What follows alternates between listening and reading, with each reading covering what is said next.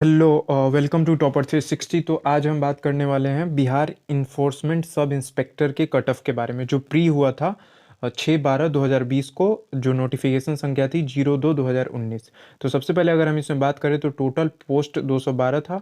Exam में total qualify कराना है 20 टाइम्स, यानी 212 के 20 टाइम्स, यानी कि 4240 बच्चों को क्वालिफाई कराना है। ठीक है, टोटल स्टूडेंट्स जो अप्लाई किए थे, अगर हम स्टैट्स के हिसाब से बात करें तो वो था 1,54,512 स्टूडेंट। ठीक है, अगर हम बात करें कितने स्टूडेंट एब्सेंट थे तो 17% स्टूडेंट एब्सेंट थे। OMR mistake plus minimum threshold 35% में 70,000 बच्चे छट जाने वाले हैं ऑटोमेटिकली। आपको ये संख्या ज़्यादा दिख रहा होगा 35%, बट ये रियलिटी है।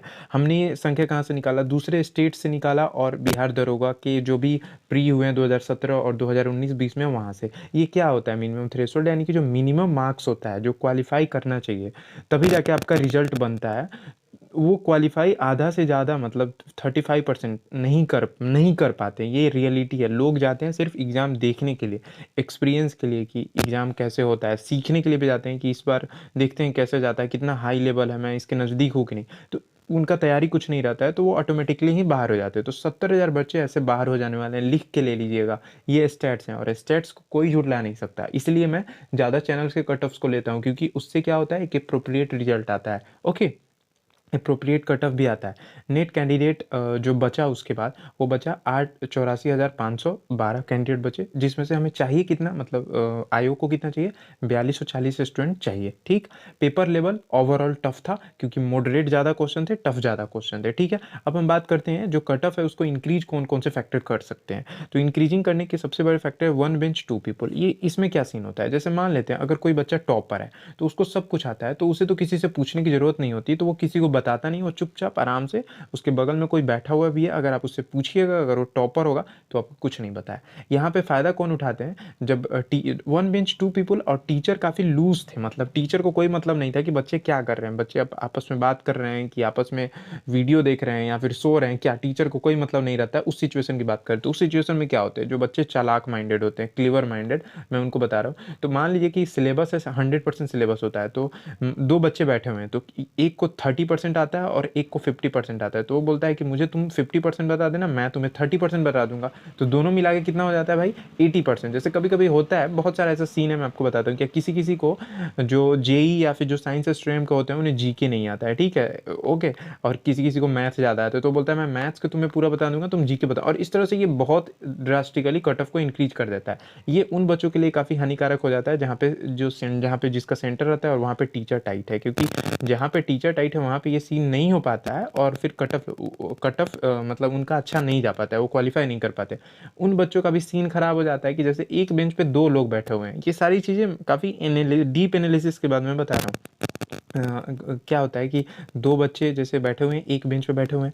अब मान लो एक बच्चे को 40% आता है, ठीक है, और उसके बगल वाला को कुछ नहीं आता है, तो फिर उस समय भी ये सीन खराब हो जाता है। समझिए बात को। सो ये कट ऑफ को इंक्रीज ही करेगा ओवरऑल, क्योंकि टीचर जो थे लूज थे। आगे बढ़ते हैं। दूसरा चीज़ कट ऑफ इनकी जो होम डिस्ट्रिक्ट में क्या होता है, सारे लोग जाके एग्जाम देते हैं, कोई प्रॉब्लम नहीं रहता है। ठीक है, दूसरे स्टेट में है तो बच्चे कितने लोग स्किप भी कर देते हैं, बट होम डिस्ट्रिक्ट है तो सारे लोग एग्जाम जाके दिए होंगे, इतना जान लीजिए। आगे बढ़, तब भी 17% बच्चे एब्सेंट थे, तब भी 17% एब्सेंट थे। रीज़न है 17% एब्सेंट होने का, क्योंकि बहुत को लगा कि मैं मतलब क्वालिफाई ही नहीं कर सकता, क्योंकि प्रिपरेशन ही नहीं है, सिंपल प्रिपरेशन नहीं है तो क्वालिफाई नहीं कर सकता, इसलिए वो एग्ज़ाम ही नहीं देने गया। ये भी रीज़न था। ठीक है, back to back exam back to back हो रहे हैं, तो सारे लोग अब पढ़ाई भी दे धनाधन कर रहे हैं, कोई दिक्कत नहीं है, सारे एग्ज़ाम को एक साथ ही ख़त्म कर देना है, तो ये भी कट ऑफ को इंक्रीज कर सकता है। ठीक है, अब बात करते हैं कट ऑफ डिक्रीज क्या करेगा। डिक्रीज करेगा कि पेपर लीक नहीं हुआ था, ये बात बिल्कुल सही है, पेपर लीक नहीं हुआ था। उसके बाद ओवरऑल पेपर मॉडरेट था, ये भी पेपर को मतलब टफ था, तो डिक्रीज करेगा, कट ऑफ को डिक्रीज करेगा। ठीक है, अब हम बात करते हैं पेपर डिटेल्स के। टोटल क्वेश्चन 100 थे, एक क्वेश्चन पे मतलब 2 मार्क मिल रहे थे, तो 200 हुए, और निगेटिव मार्किंग था 1/10। इसका मतलब क्या हुआ कि अगर आपके 10 क्वेश्चन अगर गलत हैं, मतलब फॉर एग्जाम्पल 10 क्वेश्चन गलत हुए, तो एक जो सही रहेगा वो भी खत्म हो जाएगा। ठीक है, अब हम आगे कट ऑफ के बारे में बात करेंगे। कट ऑफ इस तरह से बनाया गया है कि टोटल क्वेश्चन के बेसिस पे बनाया गया है। मतलब मान लेते हैं किसी बच्चा का, फॉर एग्जाम्पल मैं बता देता हूँ, जैसे मान लो आपका 70 सही है, ठीक है, और 10 गलत है, तो आपका नेट कितना सही हुआ? 69। ठीक है, एक सही खत्म हो गया, 69। तो उसी बेसिस पे कट ऑफ बनाया गया। आइए हम बात करते हैं कट ऑफ के बारे में। कट ऑफ, सबसे पहला कट ऑफ मैंने लिया है, ये है आनंद स्टडी ऑनलाइन का। 19,000 लोगों ने इसको देखा था और ये है कट ऑफ।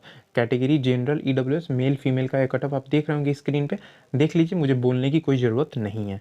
उसके बाद बात करते हैं BC EBC SC ST का, ये कट ऑफ है। ओके, अब हम बात करते हैं सेकंड चैनल। ये सेकंड चैनल है GS मास्टर, जिसको कि 82 के व्यूज़ मिले हुए हैं और ये कैटेगरी मेल फीमेल है, general EWS BC EBC SC ST। आपने कट ऑफ आप अपनी स्क्रीन पे देख रहे होंगे। ठीक है, उसके बाद मैं अपने चैनल का भी कट ऑफ बताऊंगा, वेट कीजिए।